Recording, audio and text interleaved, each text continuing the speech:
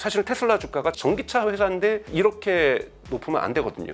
그러니까 즉 기대치가 반영되어 있는 거죠. 자율주행과 로봇에 대한 기대치가 주가에 반영되어 있다고 볼 수가 있는 거고, 그렇기 때문에 시장이 요동칠 때 테슬라의 주가는 한 2배 정도 더 큰 진폭으로 요동치는 이유는 여기 기대, 심리 요소만으로 주가가 진행되고 있기 때문인 거죠. 테라팹이라고 하는 반도체를 직접 생산하겠다는 것은 앞으로 어마어마하게 커질 시장에서의 병목 없이 가격을 경제성 있게 만들어버리겠다라는 이러한 전략하에서 테슬라는 지금 테라팹 프로젝트를 진행하고 있다는 거고, 그리고 스페이스X하고 함께 하겠다라는 거고, 새로운 저희는 산업의 시대로 들어가고 있습니다. 여기에선 무진장 병목이 중요해요. 아직 AI 혁명은 이제 시작되고 있다. 이제 시작되고 있다는 것은, 그리고 피지컬 AI는 아직 시작도 안 한 겁니다. 거기에 대한 기대치로 지금 막 올라가는 거잖아요. 시작되면 더 큰 시장이 열릴 거예요. 그러면 우리는 일단 로봇 하면은 그나마 테슬라라고 많이 생각을 하고 있잖아요. 지금 전기차도 만들고 있고 로봇도 만들고 있고 최종 목표가 도대체 뭘까요? 많은 분들이 스페이스X하고 합병할 거다 뭐 이런 기대들도 많이 하고 계시죠. 합병은 저는 개인적으로 시도는 하려고 하지만 쉽지는 않을 거라고 보고 있어요. 왜냐하면 그렇게 큰 기업을 미국 정부나 유럽연합도 합병의 허가권을 가지고 있거든요. 합병을 해줄지 말지를 쉽게 결정하지 못할 거라고 보기 때문에 저는 아예 서로 협력하면서 같이 당분간 갈 가능성이 있다. 언젠가는 합병은 끊임없이 시도하겠지만, 그래서 사실은 테슬라만의 미래를 얘기하기는 좀 어렵다라고 저는 생각이 드는데요. 한번 보세요. 이번에 스페이스X가 상장하면서 이 S1 문서를 미국 증권거래소에 내면서 자기네들 어떤 기업이라고 했냐면 우주 기업이라고 얘기 안 했어요. AI 기업이라고 했어요. AI 기업. 여러분, 스페이스X가 자신의 정체성을 우주 기업이 아니라 AI 기업이라고 했습니다.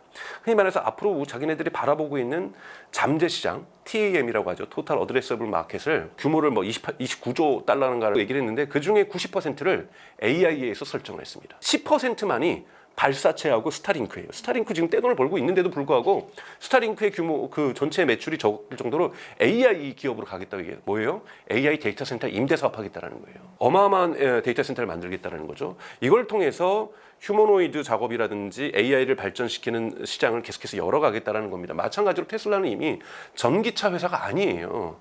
그래서 전기차 회사에서 이미 자율주행과 로봇 회사로 전환을 하겠다고 2024년에 선언을 했어요.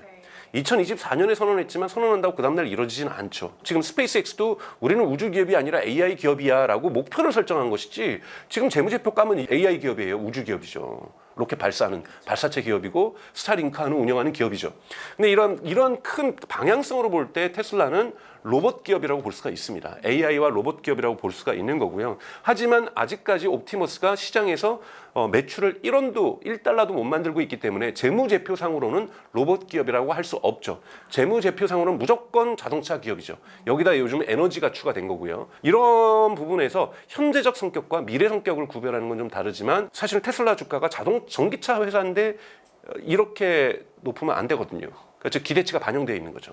자율주행과 로봇에 대한 기대치가 주가에 반영되어 있다고 볼 수가 있는 거고, 그렇기 때문에 요동치는 거죠. 재무제표적으로 받쳐주는 걸로 주가가 형성된 것이 아니라 기대치로 주가가 형성된 거기 때문에 시장이 요동칠 때 테슬라의 주가는 한 2배 정도 더 큰 진폭으로 요동치는 이유는 여기 기대, 심리 요소만으로 주가가 진행되고 있기 때문인 거죠. 마찬가지죠. 현대자동차의 지금 주가가 오르는 것 아틀라스 때문이잖아요. 아틀라스는 여러분 재무제표상으로 1달러도 1원도 지금 현대자동차의 재무제표에 안 들어와 있어요.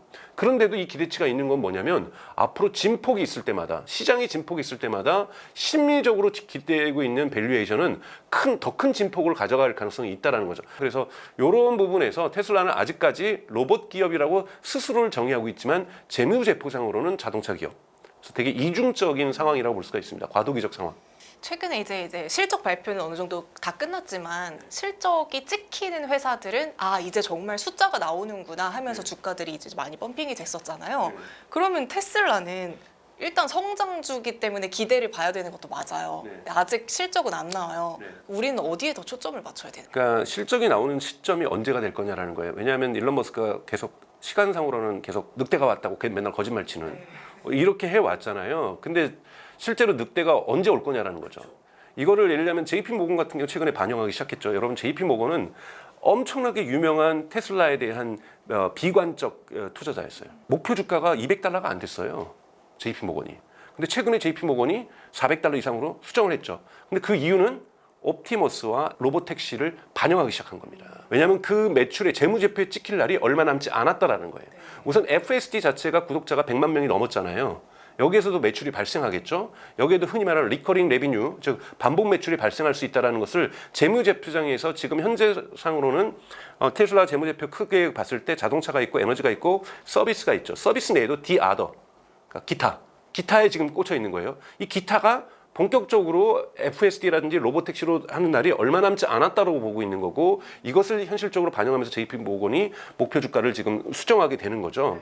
그리고 옵티머스 같은 경우에는 올 여름 정도에 등장할 거라고 보고 있습니다. 근데 이 여름 정도에 본격적으로 생산하기 위해서 여러분도 아시는 것처럼 모델 S와 모델 X가 생산되는 라인을 없애고 중단시키고 여기에서 옵티머스 생산 라인으로 교체를 하고 있잖아요. 교체를 해서 생산되려면 최소한 3, 4개월이 걸리기 때문에 아마 여름 정도부터 초기 모습들이 등장할 거라고 보는데, 이것은 또 판매되는 것이 아니라 모두가 테슬라의 기가팩토리로 가서 공장에서 학습용 로봇으로 대량 생산되는 거거든요. 그렇기 때문에 이것 자체가 바로 재무제표는 찍히지 않고 여전히 비용이겠죠.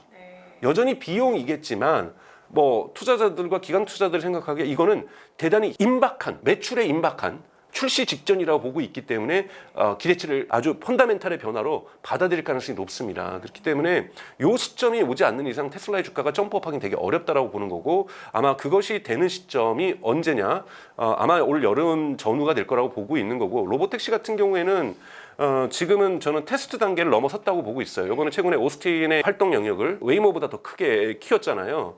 근데 물론 차량 다니고 있는 건 59대밖에 안 돼요. 10배가 웨이모가 더 큼에도 불구하고, 그런데 거기에서 지금 뽑고 있는 운영 인력이라든지 짓고 있는 주차장의 규모라든지 이런 규모로 봤을 때는 대단히 이제 확장세로 가기 위한 주차장을 확대하고 있다든지 이런 부분들은 서비스를 확대하기 위한 준비들이 지금 착착 진행되고 있다고 보고 있기 때문에 아마 이번 월드컵 때 조금의 모습들이 더 드러날 거라고 저는 보고 있고, 올 여름 지나면 로보택시는 본격화될 가능성이 높다고 보고 있습니다. 그럼 그때부터 아마 재무제표상에서 이걸 어떻게 해석할 건가에 대한 논쟁이 일어날 거고, 그때부터 좀 본격적인 테슬라의 어떤 상승 국면도 나타날 가능성이 있다라고 저는 말씀드리고 싶습니다. 우리가 늘 신기술이 등장하면 되게 신기하다, 빨리 경험해보고 싶다 하지만 또 이제 의심도 하잖아요. 그래서 그럼요. 분명히 그 신기술에 대한 것들도 과연 이제 옵티머스가 만든 자동차 괜찮은가, 로보택시 괜찮은가 이제 검증을 할 거란 말이에요. 네. 살짝의 잡음이 생기면 이게 계속 또 딜레이가 되지 않을까? 그럼요. 사고라도 나고 인명 피해라도 난다. 그럼 주가는 그냥 바닥을 향해서 내려갈 겁니다. 비교도 하죠. 웨이모가 낫냐, 테슬라가 낫냐. 뭐 비용 구조에서 테슬라가 낫다, 뭐 이런 주장도 하는데 비용이 중요하지 않죠. 결국은 자율주행의 궁극의 목표는 뭐냐면 인간이 편하게 운전하는 것도 존재하지만 사고를 줄이는 겁니다. 그렇죠. 누가 얼마만큼 빨리 사망과 부상의 이 숫자를 줄이는 데 기여하느냐예요. 그러면 자, 웨이모가 더 많이 줄일 수 있을까요? 테슬라가 많이 줄일까요? 해서 저는 웨이모가 한 대당으로 볼 땐 더 많이 줄일 거라고 봐요. 왜요? 거기는 라이다도 달고 있고 센서도 많이 달고 있으니까요. 자, 그러면 이 웨이모가 예를 들면 줄일 수 있는 기여도가 한 대당 1.5라고 만약에 기여도가 1.5라고 생각하죠. 근데 예를 들면 웨이모가 1000대 있어요. 그럼 여기다가 1.5 곱하기 1000이라는 거예요. 테슬라가 만약에 기여도는 1.1이에요. 그러니까 웨이모가 훨씬 더 기여도가 좋아요. 기술로 여러분 보시면 안 된다는 거예요. 비교할 때. 지금은 59대밖에 안 되지만 테슬라가 여기 곱하기 59밖에 못 하지만 웨이모는 1000 하는데 테슬라가 여기다 곱하기 10,000을 하거나 10만을 하거나 100만을 하거나 200만을 할 수 있단 말이에요. 그러면 전체 기여도가 어떻게 달라질까요, 여러분? 더 커지겠죠. 그렇죠. 항상 시장에서 여러분 가장 중요한 것은 영어로는 스케일러빌리티. 규모의 경제를 비용에서뿐만이 아니라 시장에서도 규모를 어떻게 만들어낼 수 있는가가 가장 중요합니다. 매스 마켓. AI 국면, AI 자율주행, 그다음에 옵티머스가 나옵니다. 그러면 엄청난 논쟁들이 있을 거예요. 당시에도 포드가 나왔을 때 사람들이 유령 옷을 입고서 자동차를 금지하자. 사람 죽이는 거. 사람 죽이는 거니까 이거는 사람을 죽이는 킬링 머신이라고 하면서 엄청난 반대 운동들이 있었습니다. 저는 당연하게 자율주행에도 그런 흐름들이 있을 거라는 거고, 이 흐름들을 무시하자라는 것이 아니라 그걸 극복하면서 인류는 가는 것이지, 짜잔 FSD 나왔으니까 이제는 완벽해? 그런 기술은 인류에 존재할 수 없어요. 그럼 혹시 테슬라가 지금 뭐 스페이스 X부터 시작해서 우주 인프라 다양하게 다 인프라를 장악하고 있잖아요. 이게 어떤 시너지를 만들어낼 수 있을까요? 우선은 지금 데이터 센터의 병목과 칩의 병목이 있었죠. 먼저 GPU와 HBM의 병목이 발생했었고, 그 다음에 데이터 센터의 병목이잖아요. 여러분이 병목이 어떤 후방 효과가 있냐면 또는 파생 효과가 있냐면 요번에 BID가 자율주행과 관련된 비용을 26%를 인상을 했어요. 원래는 되게 저렴하게 간다 그랬거든요. 이유가 뭔지 아십니까? 요즘 램아게돈이라 그래요. 램 저장장치 아마게돈 연결해가지고 여러분 이제 저가 노트북 보급형 스마트폰 시대는 끝났어요. 다 프리미엄으로 가나요? 아니 여기 들어갈 저장 장치가 너무 비싸졌어요. 이제 여러분 GPU하고 HBM만 쓰는 것이 아니에요. 특히 올해부터는 에이전틱 인퍼런스라고 해서 제가 일을 시키면 16시간 동안 일을 끝내요. 그게 요즘 기업에서 많이 쓰는 겁니다. 막 8시간 동안 작업하고 이때는요 HBM하고 엔비디아의 고사양 GPU가 필요 없어요. 고사양 GPU하고 HBM도 앞으로도 계속 필요할 겁니다. 학습도 해야 되고 빨리빨리 답변하는 것도 필요하니까요. 엣지 컴퓨팅도 있어야 되는데 고사양 칩은 계속해서 필요합니다. 하지만 8시간 걸려서 답해주는 건 완성도가 좋아지 빨리 안 해도 돼요. 여기에는요 여기가 전체 병목이다 보니까 구형 램하고 구형 낸드 플래시하고 다 갖다 써요. CPU도 갖다 쓰고 그러다 보니까 이거 다 어디 가야 될 거예요? 자동차에 들어가야 되고 노트북에 들어가야 되고 스마트폰에 들어갈 거 여기다 다 땡겼습니다. 그러니까 여기에 갖다 줄 게 없는 거예요. 이 가격도 띄었어요. 그러니 흔히 말하는 저사용 램과 저사양 칩을 써가지고 저가용 폰을 만들었는데 이게 저가용 칩이 없고 저가용 메모리가 없는 거잖아요. 그럼 저가형 스마트폰이라든지 저가형 노트북은 없고요. 자동차에 들어갈 반도체 칩값도 올라갑니다. 엄청난 이 병목이 파생 효과가 발생하는 거죠. 그래서 테슬라가 뭐라 했습니까? 왜 AI5라든 AI6를 본인들이 만드냐?